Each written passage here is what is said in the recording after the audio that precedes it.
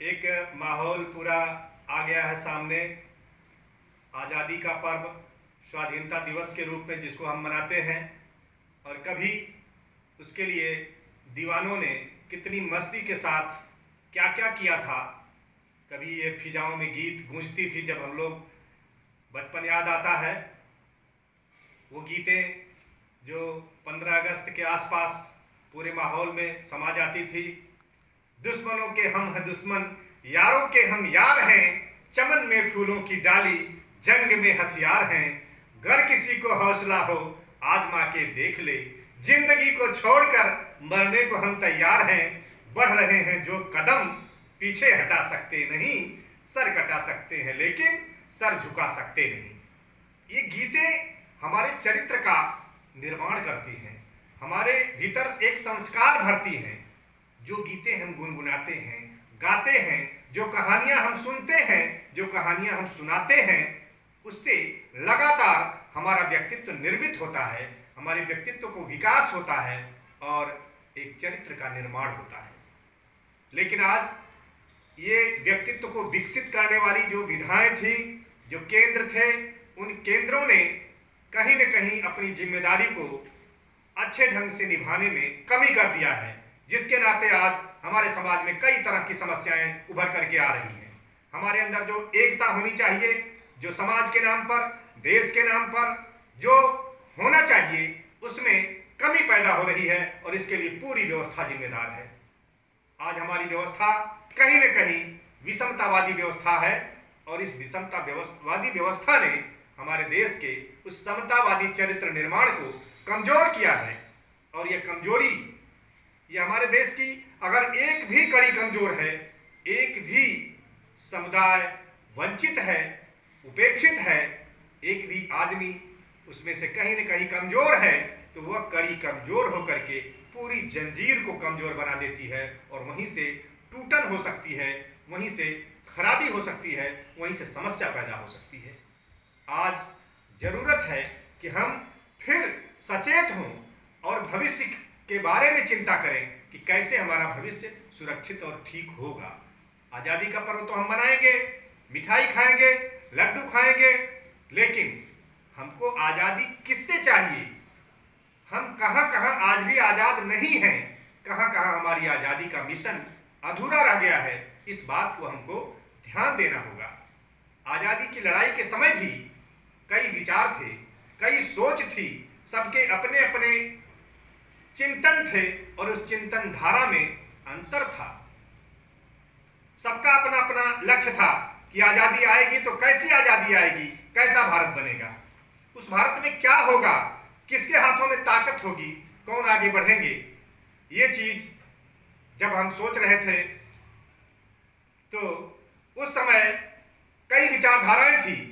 कहीं गांधी का अपना सपना था, गांधी का राष्ट्रवाद था, तो कहीं गोलवलकर का राष्ट्रवाद था, तो कहीं अंबेडकर का राष्ट्रवाद था, तो कहीं गुरुदेव रविन्द्रनाथ टैगोर का राष्ट्रवाद था।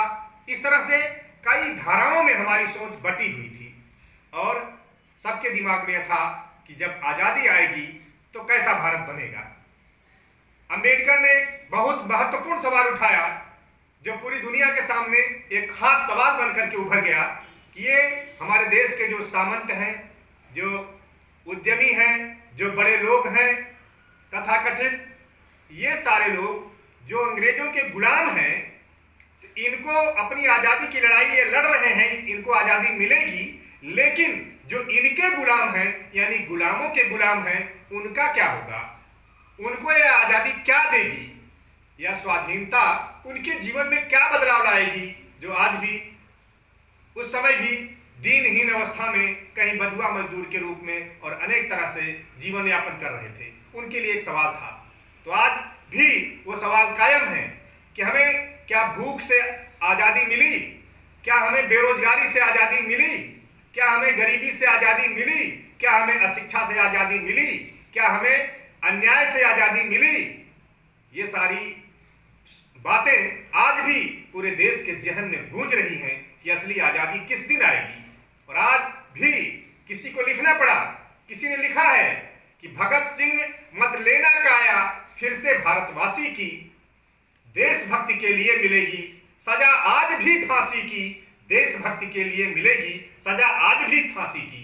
और किसी कवि ने तो भोजपुरी में ऐसी बात कह दिया है कि हंसी आ जाती है कि हर आदमी मजबूर हो, हर आदमी त्रस्त हो, और पटक के मारा जे कहे 15 अगस्त हो, पटक के मारा जे कहे 15 अगस्त है। तो ये तमाम चीजें आज हैं कि आज़ादी के जो हमारे शहीद हुए, उनके जो सपने थे, जो उनका संकल्प था कि कैसा भारत बनाना है, भगत सिंह ने क्या सोचा था? क्या यही सोचा था कि आजाद भारत में यहाँ पर पाखंडवाद, ढोंगवाद और तमाम तरह से जनता का शोषण किया जाएगा, भूत प्रेत और दुनिया भर के इस तरह की चीजों को बढ़ावा दिया जाएगा? हमारे चैनल बैठ करके दिन भर भूत प्रेत की कहानियां सुनाएंगे हमारे देश को बर्बाद करने के लिए, लोगों को मानसिक रूप से गुलाम बनाने के लिए? ये जाति, वर्ण, धर्म, मजहब, संप्रदाय, दुनिया भर की चीजें जो आपस में लड़ाने की बातें हैं, हर दिन यहाँ किया जा रहा है। और ऐसा कहने वाले अपने को हीरो मानते हैं। ये पहचानना पड़ेगा। ये आजादी की लड़ाई आज भी जारी है, अभी भी जारी है। और अभी भी जो इस देश से प्यार करते हैं वह लोगों को शिक्षित करने का काम करेंगे, उनमें वैज्ञानिक चेतना भरने का काम करेंगे, उनमें नैतिकता भरने का काम करेंगे, उनको लड़ाने का काम नहीं करेंगे। तो आइए इस आजादी के मिशन को पूरा करने के लिए अभी भी देश कुर्बानी मांगता है, बलिदान मांगता है। और बलिदान का मतलब गर्दन कटाना नहीं, बलिदान का मतलब अपना समय लगाइए, अपना धन लगाइए इस भारत को, जिसका हम सभी कहते हैं कि हम इसके संतान हैं, इसके बेटे हैं इस भारत के। तो अगर भारत के संतान है तो बाकी लोग भी तो हमारे भाई बहन हुए, उनके प्रति हमारी क्या जिम्मेदारी बनती है?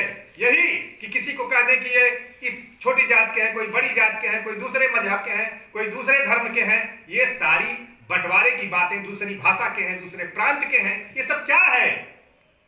ये सब ढोंग ढकोसला और नाटकबाजी, ये लोकतंत्र के लिए बिल्कुल घातक है। और हमको असली आजादी की लड़ाई अभी भी लड़नी है और असली आजादी पानी है। उस असली आजादी के लिए हम लड़ते रहेंगे, हम लड़ेंगे, जीतेंगे। एक दिन हम कामयाब होंगे, हम होंगे कामयाब एक दिन, हम होंगे कामयाब एक दिन। और इसी के लिए तमाम लोग अपनी अपनी तरह से अपनी जीवन और अपनी जवानी को कुर्बानी देने के लिए लगे हैं। ये लहू तो एक है, लहू का रंग एक है, लहू का रंग एक है। अमीर क्या गरीब क्या, बने हैं एक खाक से, तो दूर क्या करीब क्या। लड़ रहे हैं इसलिए